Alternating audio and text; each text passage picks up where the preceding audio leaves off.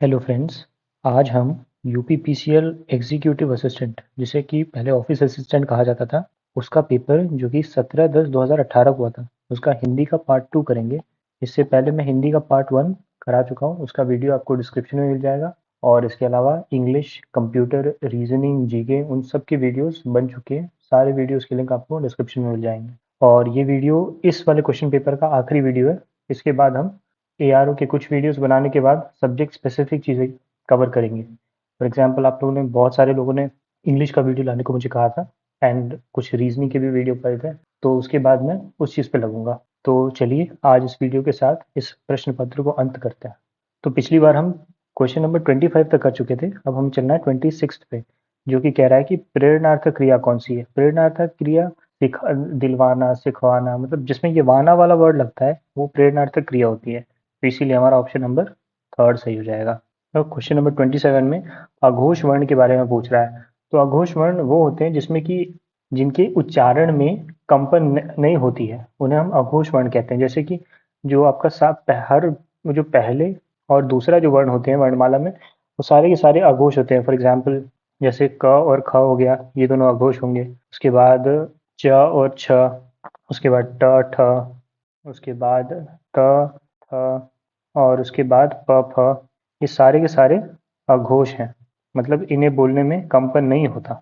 लेकिन इसके बाद के जितने हैं वो सारे के सारे सघोष होते हैं। मतलब कि जैसे आप ग, घ, ये सारा कहे तो ये सब होते हैं आपके ग, घ और अंग, ये सब के सब सघोष होते हैं। मतलब इसको बोलने में आपके स्वतंत्रियों में कंपन होता है। ऐसे ही बाकी च वाले के, ट वाले के, त वाले के और फ वाले के जो आगे के सारे हैं, सब के सब सघोष होते हैं। तो अघोष और सघोष बहुत इंपॉर्टेंट है। देखिए इसके अकॉर्डिंग ये रहा प, तो ये हमारा ऑप्शन था। बाकी म, भ और ब सबके सब सघोष है।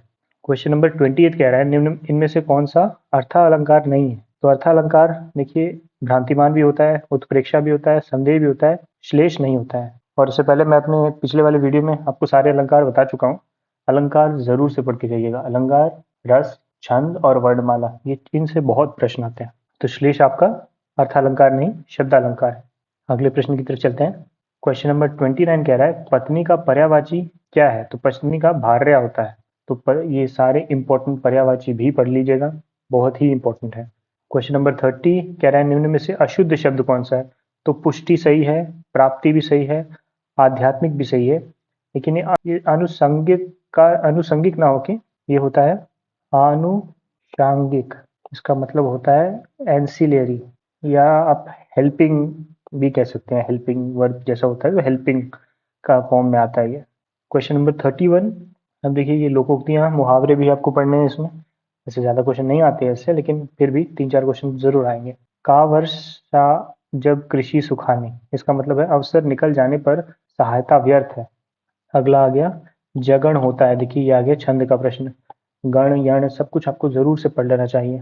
देखिए जगण जो है बीच में आता है कहीं, तो इसीलिए ये मध्य गुरु में आप इसे कंसिडर करेंगे। ये पूरा छंद का पार्ट है। छंद बहुत इंपॉर्टेंट है। छंद, रस, अलंकार और शब्द वर्णमाला, जैसा कि मैंने आपको पहले भी बताया। अब देखिए निम्न में से महाप्राण व्यंजन कौन सा है। तो देखिए अभी भी मैंने आपको अघोष सघोष बताया था। अब अल्प प्राण एक होता है। अल्प प्राण में मुख से कम हवा निकलती है। तो इसके लिए आपके जो पहले, तीसरे और पांचवें वर्ण होते हैं, ये सारे के सारे अल्प प्राण में आते हैं। जैसे कि क आ जाएगा, ख के बाद ग आ जाएगा, घ के बाद अंग आ जाएगा। ये सारे के सारे अल्प प्राण हैं।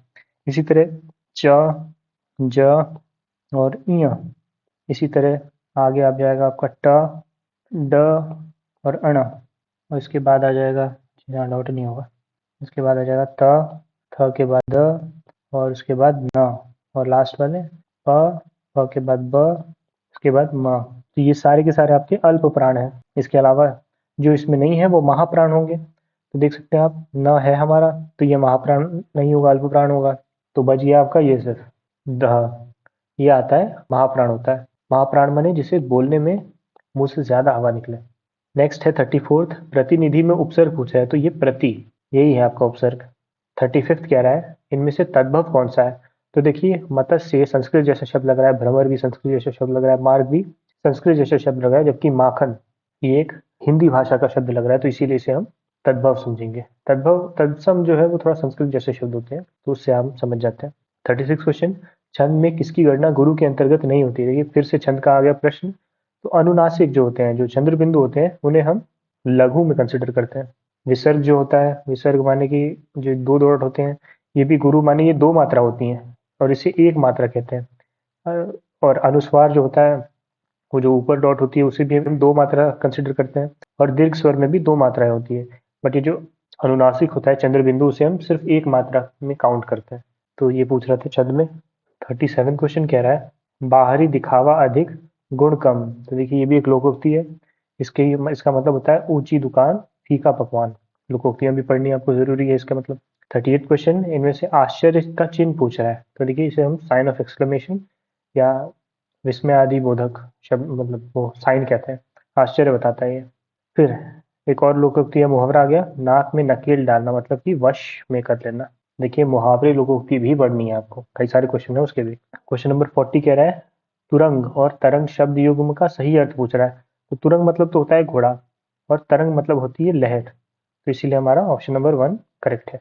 41 पे चले अगर हम, तो ये कह रहा है कि इनमें से अधिकरण कारक का प्रसर कौन सा है। तो इसके लिए आपको पूरा वो जो बचपन में हमने कर्ता ने कर्म को पढ़ा था, वो आपको जरूर से पढ़ लेना चाहिए। मैं एक बार आपके लिए लिख देता हूँ। कर्ता ने कर्म को करण से या द्वारा, संप्रदान के लिए अपादान से, लेकिन अलग होने का भाव होता है इसमें, संबंध का की के, उसके बाद अधिकरण, जो कि हमसे पूछा भी गया है। अधिकरण का में और पर होता है, और संबोधन हे, जिसमें कि विस्मय होता है या अरे, इस तरह के शब्द। तो ये पूरा वो कारक का याद करने का तरीका है। तो देखिए अधिकरण कारक जो है वो ये रहा, में और पर इस्तेमाल होता है उसमें। क्वेश्चन नंबर 42 पे चलते हैं। देखिए क्वेश्चन 42 में पूछ रहा है, निम्न में से कौन सा मात्रिक छंद है। देखिए छंद से बहुत प्रश्न आ रहे हैं। तो तीन तरह के छंद होते हैं, एक होता है सममात्रिक, एक होता है अर्ध सममात्रिक, और थर्ड वाला होता है वार्णिक। ये तीन तरह के होते हैं। सममात्रिक में आपके आ जाते हैं चौपाई, दूसरा आ जाता है आपका रोला। सममात्रिक में बराबर मात्राएं होती हैं हर लाइन में, चार चार लाइन के ये छंद होते हैं। तीसरा होता है आपका गीतिका, और चौथा होता है हरि गीतिका। सारे में बराबर बराबर मात्रा होती हैं। तो इसमें 16-16 मात्राएं होती हैं, इसमें आपकी 24 मात्राएं होती हैं, इसमें 26 होती हैं, इसमें 28 होती हैं। देखिए 24, 26, 28 और 16। और इसमें वो भी होता है रति अलग अलग जगहों पे। अगर 11 और 13 पे इसमें पॉज होता है, 11 या 13 पे। इसी तरह इसमें 14 और 12 पे रति होते हैं। इसी तरह इस वाले में आपके 16 और 12 पे रति होती है। रति माने जहाँ पे आप छंद पढ़ते टाइम रुकते हैं।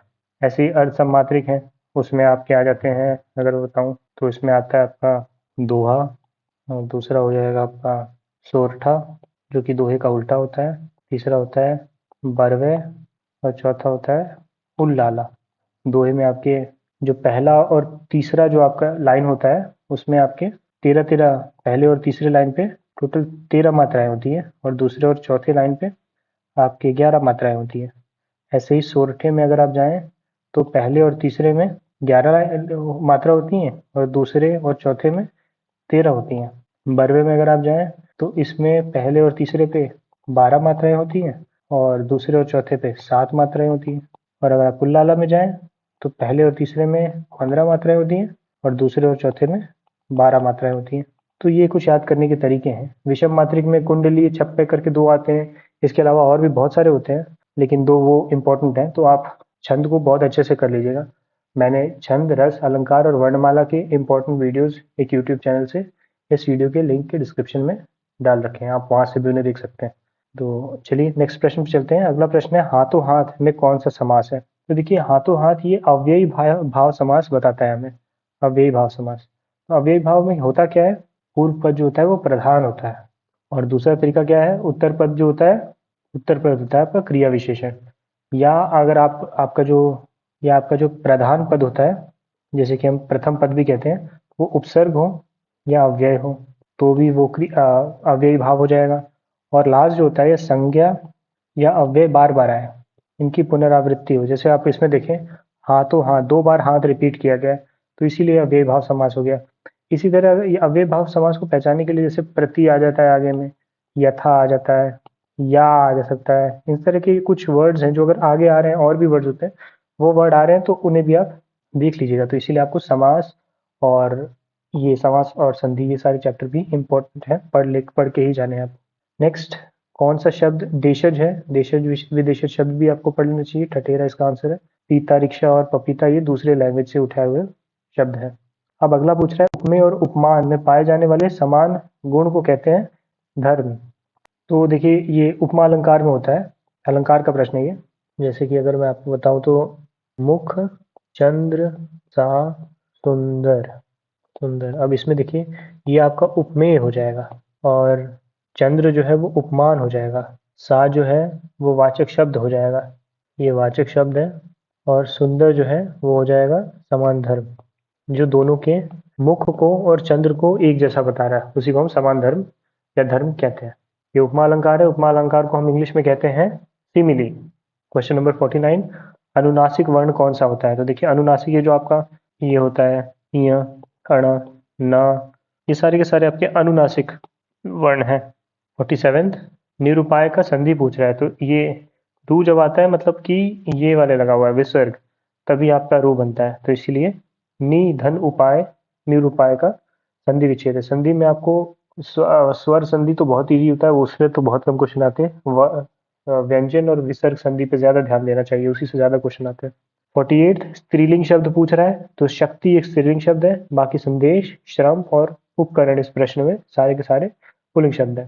क्वेश्चन नंबर 49, सार्वनामिक विशेषण के बारे में कह रहा है। तो देखिए वो सर्वनाम जो कि संज्ञा से पहले आकर विशेषण का कार्य करते हैं, उसी को हम सार्वनामिक विशेषण कहते हैं। इसमें जैसे कि आपको पहचानने के लिए, जैसे कि मेरी गाड़ी, देखिए गाड़ी जो संज्ञा है उससे पहले मेरी शब्द आया और ये विशेषण का काम कर रहा है, जबकि है ये सर्वनाम। तो इस तरह के शब्द जैसे कि किसी का घर, देखिए घर विशेषण है, घर आपका संज्ञा है और इसके आगे किसी का आ रहा है, तो ये विशेषता बता रहा है इसका, जबकि है ये सर्वनाम, तो इसीलिए सार्वनामिक विशेषण हो गया। इसी तरह अगर आपको वह पुस्तक, देखिए पुस्तक आपका हो गया संज्ञा और इसके आगे लगा है ये सर्वनाम, लेकिन ये काम कर रहा है विशेषण का, तो इसीलिए सार्वनामिक विशेषण, इस तरह आप पहचान सकते हैं। क्वेश्चन नंबर 50, दूध का धुला होना। देखिए एक और लोकोक्ति आ गया, इसका मतलब होता है निर्दोष होना, निर्दोष होना। क्वेश्चन नंबर 51 पे चलते हैं। संयुक्त वाक्य पूछ रहा है। तो पत्ते सूख रहे हैं, इसलिए जो शब्द आया इससे पता चलता है ये संयुक्त वाक्य है, क्योंकि देखिए वे इसीलिए वे पीले पड़ रहे हैं, पीले दिखाई दे रहे हैं। पत्ते सूख रहे हैं, पीले दिखाई दे रहे हैं, उन्हें जोड़ने वाला इसलिए शब्द है। तो सर जो आपके तीन तरह के वाक्य होते हैं, एक होता है सरल वाक्य जिसमें कि एक कर्ता और एक क्रिया होते हैं। संयुक्त वाक्य में दो स्वतंत्र उपवाक्य होते हैं, उन्हें इसलिए और किंतु परंतु इन सारी चीजों से जोड़ दिया जाता है। और एक मिश्र वाक्य होता है, उसमें एक तो मेन उपवाक्य होता है और दूसरे जो होते हैं वो गौण होते हैं, वो उस पर इनडायरेक्टली डिपेंडेंट होते हैं। उसमें जिसका उसका या जब तब या जैसे वैसे करके इस तरह का कोई लॉजिक सा बनता रहता है, तो उस तरह आप पहचान सकते हैं। मतलब दो बार जोड़ा जाएगा ऐसा लगेगा आपको। क्वेश्चन नंबर 52, देखो दीप दीपन में दीप्ति दिंगत है। तो देखिए द कई सारा आ रहा है, कौन सा अलंकार होगा? अनुप्रास। इसे हम इंग्लिश में एलिटरेशन कहते हैं, शायद से स्पेलिंग देखनी पड़ेगी। इसके बाद क्वेश्चन नंबर 53, भाववाचक संज्ञा पूछ रहा है। तो भाव, बुढ़ापा एक तरह का भाव बताता है। हिमालय, लड़का और फूल ये सब के सब भाववाचक संज्ञा नहीं है। बुढ़ापा, जवानी, ये सारे के सारे भाववाचक संज्ञा होते हैं। क्वेश्चन नंबर 54, नई घटना की खबर के लिए एक शब्द होता है समाचार। समाचार आपको हर एक नई घटना की खबर देता है। और आज के इस प्रश्न पत्र का आखिरी क्वेश्चन है, जुगुप्सा किस रस का स्थायी भाव है? देखिए फिर से रस का प्रश्न आ गया। तो जुगुप्सा जो है विभत्स रस का स्थायी भाव है। तो रस, छंद, अलंकार, वर्णमाला, इन पे बहुत ध्यान दीजिए, इनसे बहुत क्वेश्चन आते हैं। इसके अलावा अभी हमने ये पेपर जब पूरा किया तो हमें पता चला कि हमें संधि भी पढ़नी है, हमें समास भी पढ़नी है। संधि में क्या पढ़ना है आपको? विसर्ग और व्यंजन संधि पहले पढ़नी है। स्वर संधि इजी है, उससे क्वेश्चन नहीं आता है। इसके अलावा आपको समास पढ़ना है, समास में भी बहुव्रीहि और कर्मधारय पे ज़्यादा ध्यान दीजिएगा, क्योंकि बाकी इजी है, इन दोनों में समस्या आती है। अव्ययी भाव समास है, उसे भी आप ध्यान दे सकते हैं। और लोकोक्तियाँ और मुहावरे भी आपको पढ़ने हैं। और मुझे लगता है ऑल इन ऑल और पर्यायवाची भी पढ़ने हैं, विलोम भी पढ़ लेने हैं। तो यही कुछ चीज़ें हैं, ये कुछ इंपॉर्टेंट टॉपिक्स हैं आपकी हिंदी की किताब की, जिसको आपको पढ़ने हैं और आपका हिंदी तैयार हो जाएगा यूपीपीसीएल के लिए। तो उम्मीद करता हूँ मैं आपको ये वीडियो आपके लिए हेल्पफुल रहा होगा। अगर आपको वीडियो पसंद आया तो आप इसे लाइक कर सकते हैं अगर आपका कोई मित्र इस एग्ज़ाम की तैयारी कर रहा है तो आप उसके साथ शेयर कर सकते हैं, और इस तरह के कंटेंट के साथ बने रहने के लिए आप इस चैनल को सब्सक्राइब कर सकते हैं। वीडियो के साथ अंत तक बने रहने के लिए बहुत बहुत धन्यवाद।